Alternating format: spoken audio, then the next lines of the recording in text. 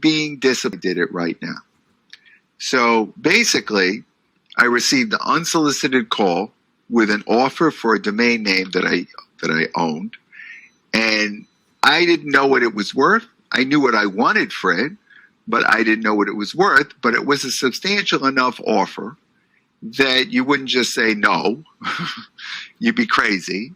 I just listened, and the person called with this offer, and I'm trying to think, who is this person, and where are they from? I knew nothing about them because literally the call just came in. And I said to them, I talked for a few minutes. I asked some questions. I said, can I get back to you in a few days? Sure. I want to think about it. So then I did some research, and I realized now I know who this person is. He sold his company to one of the largest companies in the world for $500 million. I'm like, oh, this guy's pretty serious. And I did research, and I found out that he was a finance person. He had a great history of starting business. He was an entrepreneur for years. And the more I read about him, the more I knew this guy knew exactly what he was doing. And he knew his stuff. And I could assure you he had plenty of badness. So he obviously called. He was interested in this name. And I was intrigued. So a few days later, I got on the phone with him. He called me back. And I started asking a ton of questions, because I wanted to understand what he wanted the name for, what were his objectives, what was his motives, what did he want. So he says, well, we're looking to use the name to start a new business that we want to launch online in 5 months. It's like, oh, so that's good and that's bad. It's good because, he's under pressure to get it done. It's bad because I only have a limited amount of time to drag this out to try to get it to the price I want. I can figure out how to do it. So I did ask a ton of questions, never questioned the price, never questioned how he arrived at the price. I did at one point say, how did you get this number? Well, these other sites had sold for this and blah, blah, blah. Okay. I still had more questions. I needed to do more homework. Can we talk in a few days? Sure. So then I decided, well, what are my badness? So I researched up and down and all across. I didn't know anything about the domain name marketplace. I researched up and down and right and left to look at all kinds of things to find out how does this work and how much the names sell for. I called a bunch of domain brokers. I tried to call companies that I thought might be interested. The domain brokers told me the name was worth a lot less than what this person had offered, which obviously wasn't good. And I talked to 3 or 4 of them trying to find, oh, no, maybe you can get this. I'm like, oh, that's not good. I wanted more money. How am I going to get him up more money? And I purposely, all I was doing with him was asking lots of questions. I looked at every alternative. Then I discovered, with respect to badness, that in the domain name marketplace, you might only have one buyer. And that one buyer might only happen at a point in time. So as an example, loan.com, right? When somebody decided to start a website for that, to start that business, they were willing to pay X amount of dollars for it. So you only have a limited time to sell that.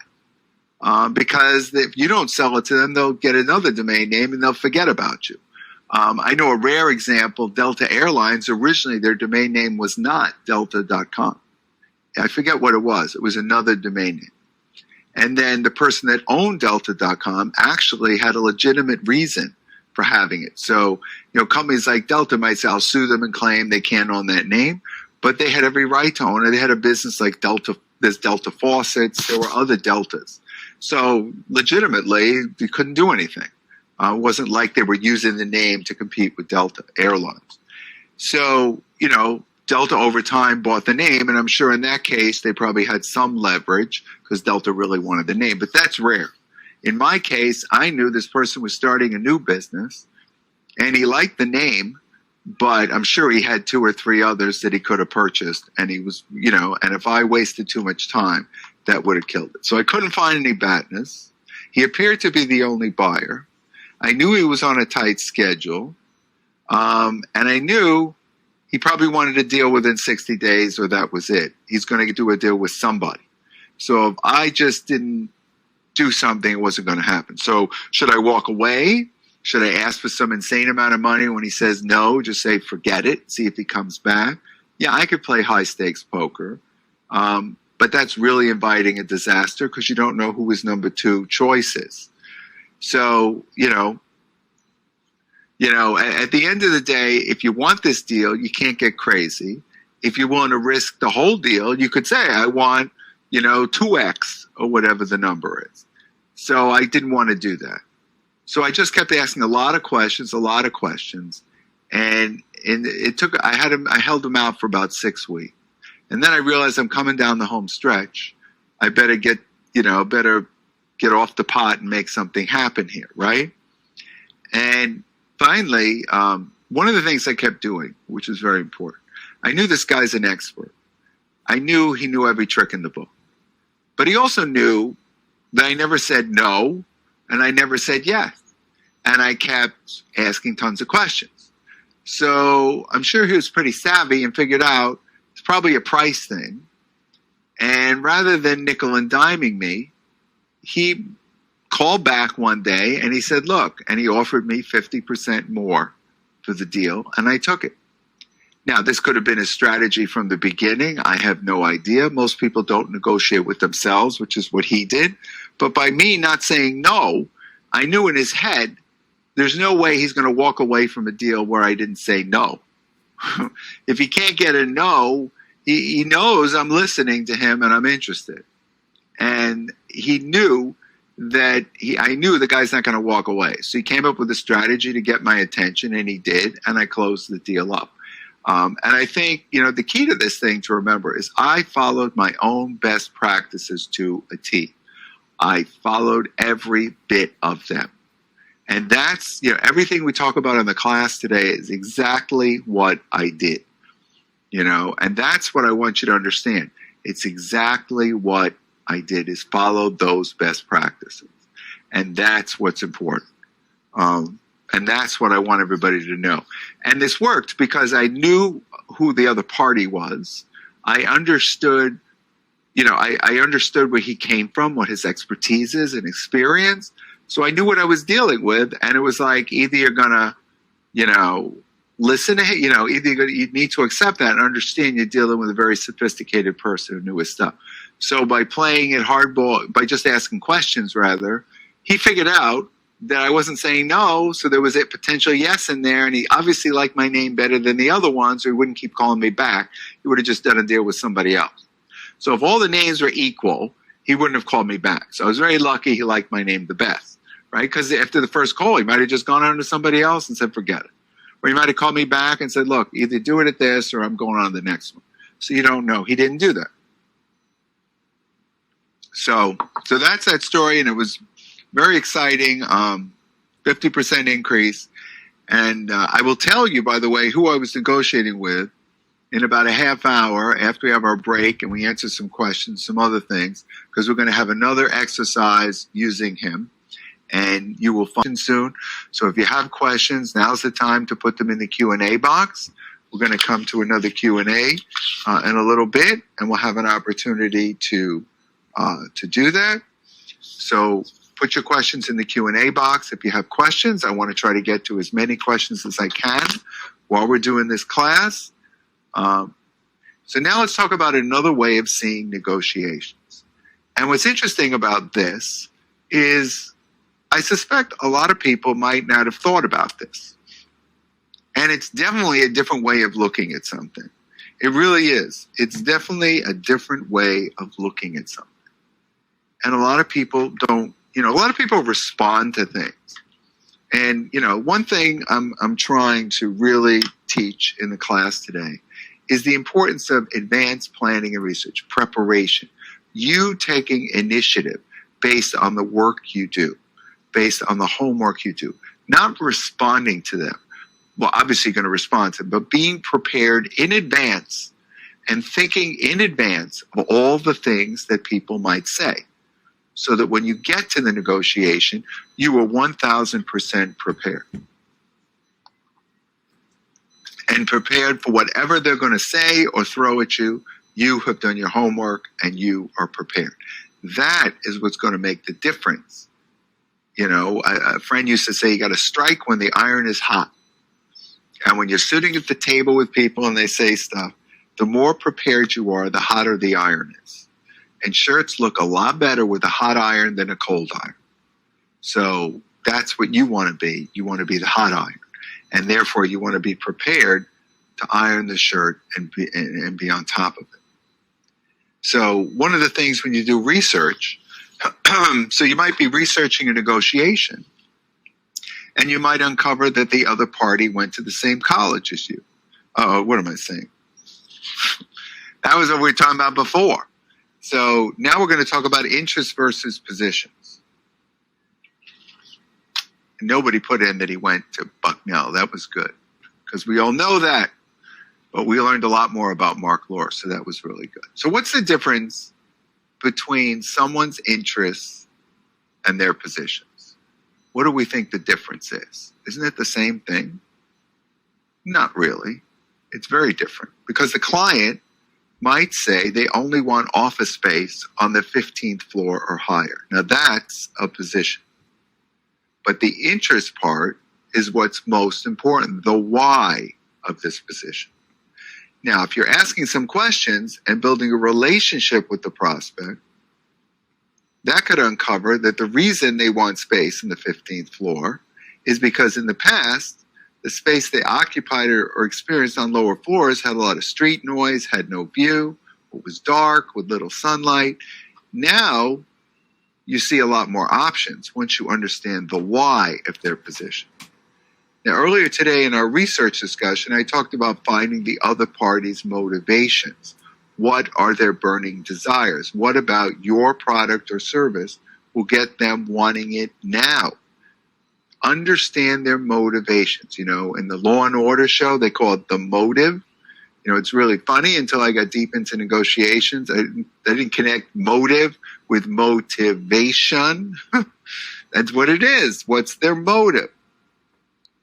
But you note, in shows like Law and Order, if there's no motive, then they start looking for another suspect. In negotiations, it's this motive that will drive the deal forward with the other party.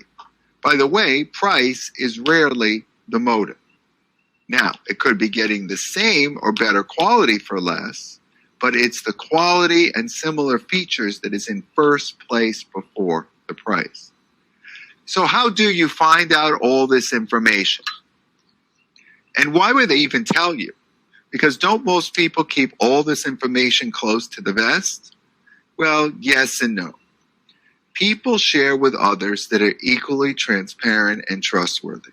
If you only talk to people about what you want, then they'll focus on telling you what they want. If you work hard to see how you can help them and go out of your way to be a trusted resource, then many people will do the same thing to you. You know, this comes back to building the relationship that I discussed earlier today, like in the car dealer, right? In the United States, many people are willing to trust first, so it's easier to start building the relationship and trust immediately. But, you know, people that focus primarily on their own needs as opposed to both parties, the other people may quickly dismiss them as self-interested. And you know what? When that happens, it becomes a lot more difficult to move forward unless the other party changes, unless you change your approach and start taking the time to learn about the other party. In order to put together the best deals, it's best to start with a deeper relationship and lots of trust. And that includes the willingness to be as transparent as possible. Now, I'm not suggesting you tell all your secrets, but being reasonably transparent. And this especially applies to team management of direct and indirect reports. And we're going to talk later about how to motivate, especially your indirect reports, to want to do your work first. Now we're going to come in a few minutes, we're going to get into some more questions. But we're also going to do an exercise, and I also have another story to tell. Another story about how, and they said, we'll tell you, we'll work with you, and they did.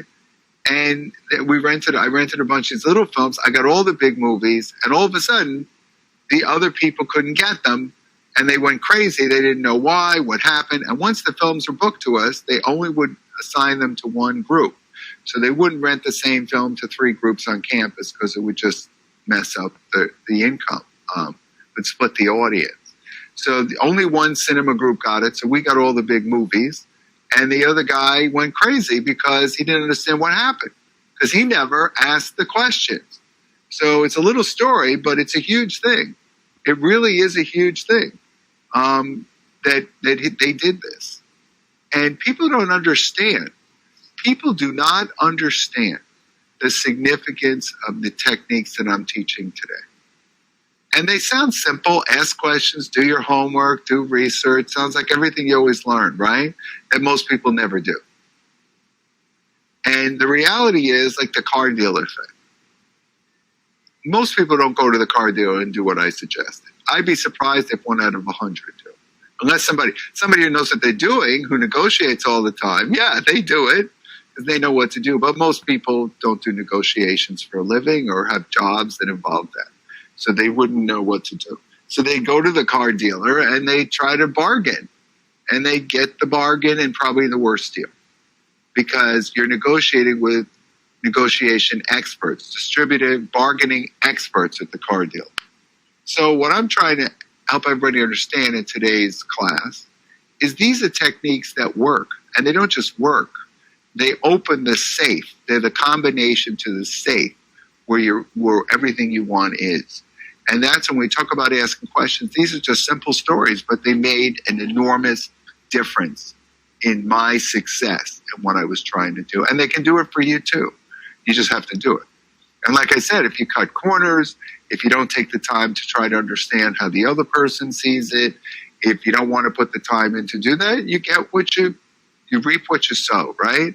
So if you do the work and you do the homework, you will get a result that's positive. Is every result going to be great? No. Every result is never great. But that's why you have alternatives. So you might not get the perfect one, but you get the second one. And you're not a hostage, though. And that's what's important because you want to live a nice life and not be stressed. And then you're not a hostage. So it's up to you, however you want to do it. And that's what makes it different. So now, let's do an exercise to understand the why of the deal. So you should have exercise 3. So how do you build commitment and loyalty to your project from your team? How do you engage the other parties to do your work first, or at least get some control over this? How do you do that? It's not simple. It's not simple, but actually it is relatively simple. It's not hugely simple, but there are very straightforward techniques that you can use, and that's what I'm here for. And guess what? It comes back to the same 5 best practices. Because today, again, is to learn how to use these best practices to maximize your team's commitment and productivity to your project. So again, advanced research and planning, asking questions, don't assume, be transparent, and have alternatives, the bad news, right? These all apply to everything you're doing. Whether you're a project manager or you manage a team, maximizing the commitment of your reports is really valuable for getting things done on time and done well. So the first step in the process, you've heard this, advanced research and planning. So going back to what we discussed earlier in our class, learning as much as you can about your team, that's going to provide you with much greater resources. You should learn what they like to do, both personally and professionally. Look at their work history to see the projects where they've excelled. Talk to them. Find out what they consider their greatest achievements, both in this and past jobs or past projects, whatever. Why do they think those projects went so well? Find out about their personal likes. Some may enjoy competitive sports. Maybe that says something about their personality and the kinds of assignments they'd enjoy, such as more high-risk assignments. Others may be meticulous homebodies who love gardening and cooking.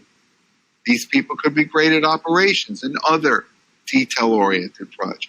So assigning the work by strengths is a great way to evaluate team performance. performance. You're wondering, how do I assign the work by strengths? How would you do this? Well, let me give you an example.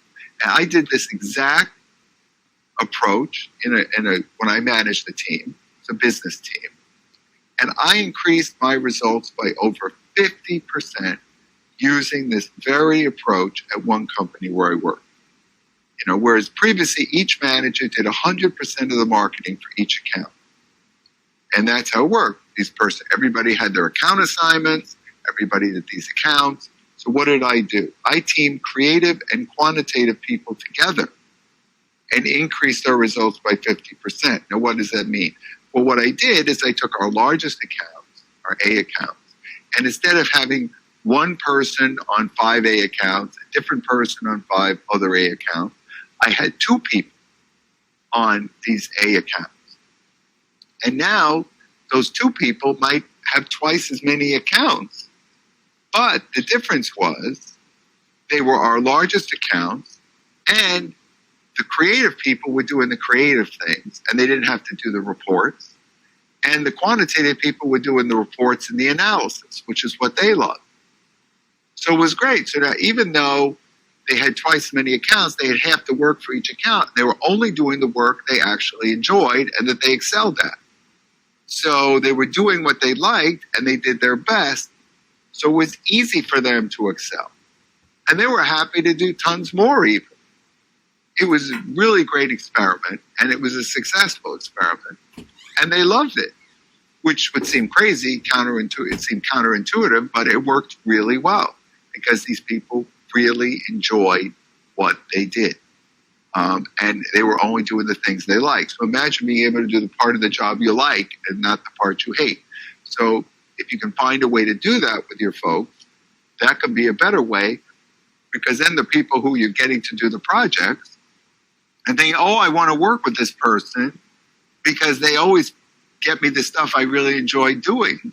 So I want to do more projects with them. And then they're going to work twice as hard, and this is the stuff they love and they do well with even comes out better. So that's one approach that I've used, and it was very successful. Asking questions.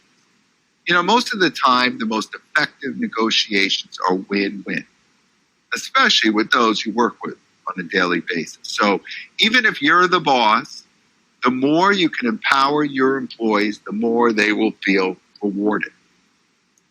But one of the things you need to understand is to understand what a win for them is. You need to understand what a win for them is. You need to better understand them. So same as before, you do need to understand what's going on in their world. How many projects are they doing now? What do they like or dislike? And the people. That's important too. What kind of people? How do they like to be managed? Who have they worked with that they like a lot? Why? And who do they like less and why? And depending on how long you've been working with these people, you may know some of this. But again, I always ask. I assume nothing because they might have changed their opinion. Things might have changed. I want to make sure I have exactly the case. So don't assume. Sometimes we think we know someone well enough to decide what they'll do, what they'll like, and what they'll not do in a situation. But this is that famous thing called making assumptions. And as the old saying goes, it's not always the best. So ask questions, don't assume. Even if you think the answer is obvious, ask anyway. And then you can make decisions based on the facts. That's really important. I can't tell you how many people I know that just don't like to ask questions. Don't ask questions. Seems stupid. The person's going to be irritated. The person's going to be irritated that you want to know exactly what the facts are. I don't think so. I think they'll be happy that you want to get it right. And that's why you're asking questions. That's a huge thing. Be transparent. Be honest and thorough when you talk about projects. Unless something's confidential, tell them the objective and what the project will do for the company. Explain what it's there for. I can't tell you how many developers I talk to that do the work and they have no idea why they're doing it. They just, I had to fix the payment gateway, it wasn't working. Well, what uses this payment gateway? I don't know. Wouldn't you want to know? wouldn't you want to know what you're contributing and what you're doing? There's another course I teach in job search, and I'm actually doing a job search boot camp at the end of next month, the end of November, on November 29th and 30th. I'm doing a job search boot camp, and I'm actually doing a building your personal brand session in 2 weeks from today. But I'm doing a job search boot camp, and as part of that, you want to be able to know what's going on and know what you're doing, what the reason you're doing this is. That's a huge thing. Because if you can show somebody that their work could become part of a success story, do you think they might be more excited about doing that work? I mean, if you understand the context of the work, what's the purpose? Why are they doing this? Well, they're about to launch a $50 million upgrade of the e-commerce site, and the payment gateway, getting it streamlined, is a huge part of it. Wow, if you can double the sales because of your work, because of your effective development and because of what you did, they have no downtime or minimal downtime or minimum crash. I mean, it's big. Could your contributions contribute millions to the bottom line? Could their contributions do it? I mean, talk about getting them motivated to do your project, telling them where it fits in and what it's doing and why it's an important part of it. People are excited to know that you care. Plus, that also sends a message that you respect them and that you trust them, that you want to share this information. See, that's huge too. Trust. People don't feel like they're trusted. Yes, you hired me to do the job. You won't tell me anything. I don't know what it's about. I don't know why it's about. I don't know what's going on. You trust them. So you share with them why this project is important and where it fits in the bigger scheme. But one thing you don't want to do, you don't want to sell them. You're not selling them. You're educating them, just the facts. And I would not only emphasize the upside, I would also share the downside. There's tedious elements, it's annoying. Be honest and authentic, not someone selling snake oil. Because if you're honest and authentic, they're going to like you even more. Oh, this person told me it's going to be annoying. And then when they do it, they'll be like, it wasn't half as bad as you said. And they appreciate the fact you were honest with them. No one wants you to hide stuff.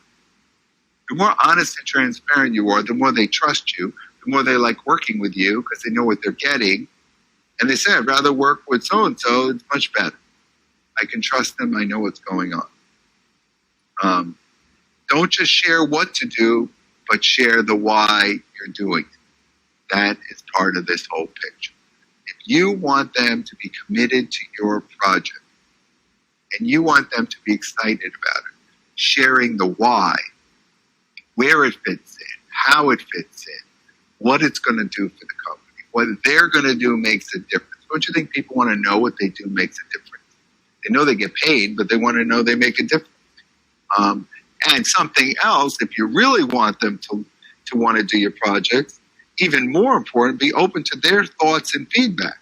Because you know what? If they have a better way to do the work, why not at least consider it, if not implement it? So again, I can't speak for every company. I can't speak for how everybody works. But if I was managing developers, I'd be doing all these things. I'd be having people dying to work with me because my philosophy is I want to hire an expert and I want to let them do their job. That's a huge thing. I don't want to tell you how to do your job. I want to hire an expert and let them do their job. Because that shows that I trust them, I believe in them, and that's a huge thing. Trust and believe. I don't know how many people use this type of approach. Has anybody used this type of approach? If you want to share that in the chat box, has anybody used this type of approach in talking with your people, engaging them, empowering them to make decisions, focusing them on the things they enjoy doing, where they're strong, their strongest points. I mean, these are all really valuable ways to get these people engaged and make it easier. Because the worst thing is I find follow-up consumes an insane amount of time. So I have found that the less I have to follow up, I save an enormous amount of time. Following these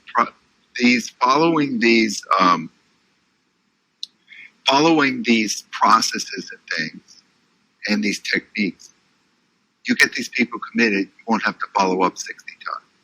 They'll be like, I'm doing it. It'll get done. It'll get done. And finally, even someone that executes all the above steps flawlessly cannot always guarantee success. Some people are just not easy. So as someone said, I do talk with people, but there are some people who do not talk, answers to questions in just one word. No, I get it. But remember, part of the reason, I'm glad the person put this up. This is great because I want to address this. Part of the reason sometimes people don't talk is they don't feel if they can trust. They're not sure what somebody's up to. They just feel nobody listens to them. So it's pointless to talk. They don't want to be part of it. People always want to talk about themselves. So sometimes you try. Admittedly, nothing's 100%. So everybody's not going to do that. But you'll find that a lot of people are going to be happy somebody's interested in them. So, like I said, it's never 100%. There's always outliers. There's always frustrations, no question. But if you do this on balance, you get more people talking than not. And then the people that don't talk, when they find out from their peers stuff, they may say, well, I want to know this. I talked to you, but you weren't interested. Oh, really? Tell me. So you never know what's going to come of that. At the end of the day, you don't know who you're going to work with. You don't know all these things, Some people are great, and some people are not so great. And that's why you want to have alternatives. Because at the end of the day, some people, you might talk to all these people, do all this, and say, you know what? I don't know if I want to work with this person. They're not communicative. I don't know if they're going to follow up. I don't know how they're going to do. Maybe if I have a choice, I could pick someone else instead of them. That's why you have alternatives, because some people are just not easy to work with. Or the timing might be poor for somebody who's great. He might say, I can't do it. I have 5 things, Can't do anything for 3 months, and you need it now. Therefore, before you start talking to these people, think about what alternatives you have in case they can't help you or somebody can help. And you definitely want to do this beforehand. Why do this beforehand? Well, if you think back to the mortgage video, the second borrower was much calmer and more confident because he did his research first. Knowing you have options, even if they're not always the best choice, is going to help you feel less pressured and frustrated if the person you want cannot do the work. Or if after talking with them, you think, I don't want to work with this person. Having alternatives enables you to not feel like a hostage. This is so important. This is just so important. So anybody else want to throw any comments in about have you tried to get people to talk? Have you tried to engage people? I'm also going to answer some questions in a few minutes. So if you have questions, please put them in the Q&A box. I do have a question up here I'm going to answer. If Mark Lohr would not have responded to our first attention attempt, how many times should we try? What a great question. So if you're trying to get somebody's attention, so the first thing we have to remember is people are busy. Somebody like Mark Lohr probably gets a zillion emails a day.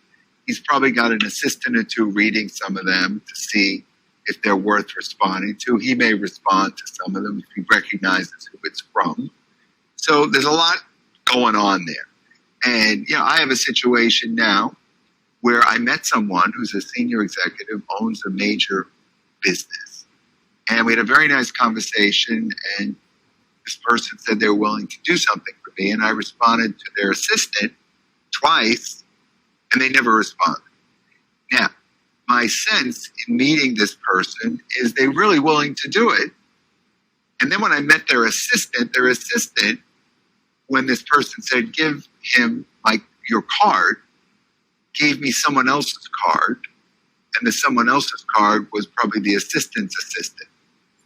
And when I read the name on the card, the main person said, well, why didn't you give him one of your cards? And then they gave me one of their cards. So I'm saying all this because there's a message here. So what that said to me is the assistant, for whatever reason, I don't think wants me to get this. I don't know. I don't think the assistant wants me to get this. In the meantime, I found out they have a couple of major things going on in their company. And I've been very busy for a month or so. So I haven't done anything for about a month or 5 weeks. But I will.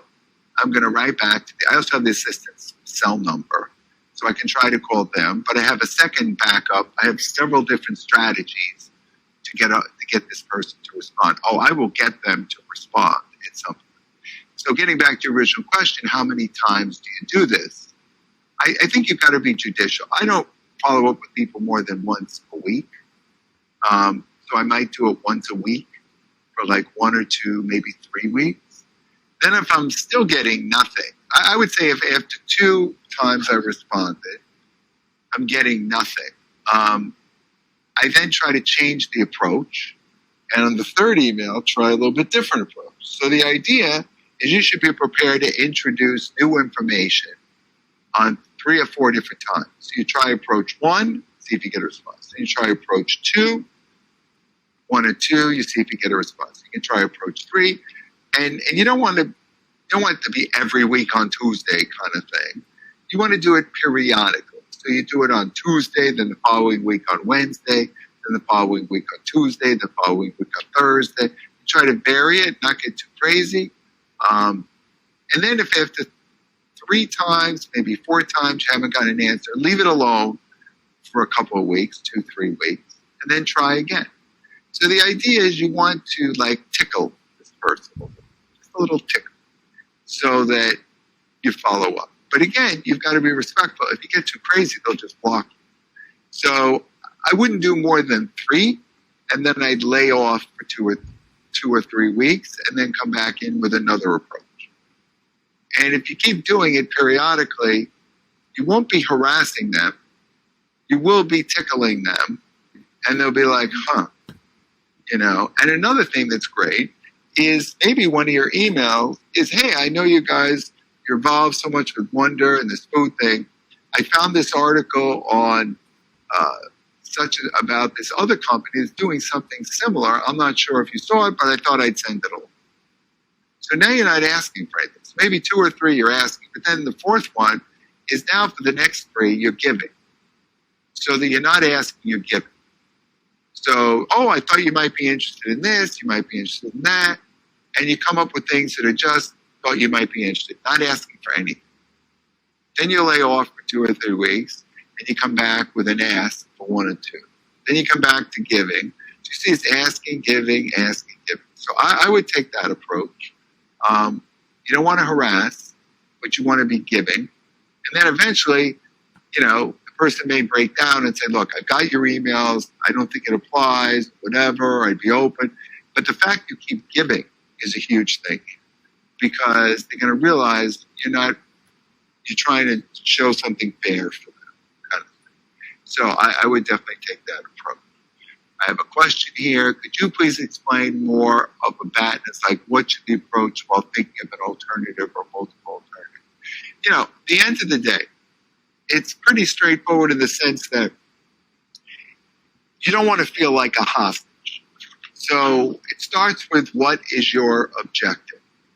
What is your objective? What do you want to achieve? So in the case of this one individual that I'm trying to get a hold of with the assistant that I think hates me, I know my objective is to get them to help me with something. And if they won't do it, there's other people that can do it. So it'd be nice if I got this person, but there's zillions of people I can ask. So I don't have to get crazy about one. I can just have more and more of them in the pie and just keep building my pipeline of people. And then eventually, and the reason I haven't pushed it so much is I'm not really prepared to do this yet. So part of the reason I'm not pushing it is the thing I need to get ready isn't ready yet. So I need to get that ready first. Then I can push it a little more. But at the end of the day, if I don't get this person, there's zillions of others I can work on, and I will. So that's how I would approach it. Someone just posted, all points are ideal and perfect in healthy environment. Although my experience is asking too many questions are perceived as not being competent with work in hand and eventually losing the opportunity. Also, I've seen too much transparency being used against this. Okay, so again, I don't know the environment you're talking about asking too many questions. I don't know if that has to do with them giving you a project. There's nothing wrong with asking questions about a project. If you ask like 100 questions, someone might say, what is going on here? But there's nothing wrong with asking reasonable questions about a project. Like I said, there's no 100%. Nothing works 100%. So it's possible in some scenarios with some people, it ain't happening. They just whatever it is. You know, I've had situations, people don't like me. So no matter what I do with them, it's never going to be good because they just don't like me. And in this world, nobody likes everybody. And sometimes you run into situations where people just don't treat you well because they just don't like you. And you didn't do anything wrong. There's nothing wrong with you. They just, for whatever reason, don't like you. So, you know, it may be hard to ever get them on your side. So I think that the key here is that on balance, asking questions usually works. Questions just trying to find out what they want. If you're negotiating a deal and you're trying to understand what their needs are, and they say, why am I, first of all, you know, I wouldn't start off a discussion with somebody with 1,000 questions. I started with discussion talking about, oh, I'm so glad we met here, small talk kinds of things, trying to learn. And a lot of times I say, you know, I'm trying to get a better understanding because I want to make sure that what we can do for you is good for what you've got. So if you can help me with a few of these things, trying to understand your product and what you're trying to achieve, that will help. Now, all having said that, I have been on sales calls for products I was interested in where where the salesperson has asked way too many questions, where it's just question after question after question after question, and they start getting so intrusive, I'm like, enough already. Those are people who don't get it, okay? There's nothing wrong with asking questions, but if you're trying to understand the needs of a client, you can only ask so many questions before it feels like an interrogation. So the key is I generally have a core set of questions that are important. I ask more open-ended questions to get them to talk and espouse on what they're saying. And then a little ways in, you say, okay, so let me tell you what we're doing now. And then I get into my thing. So I have some context from them, and then I get into my thing. So you don't want to ask too many questions. You want to ask just the right amount. How many is just the right amount?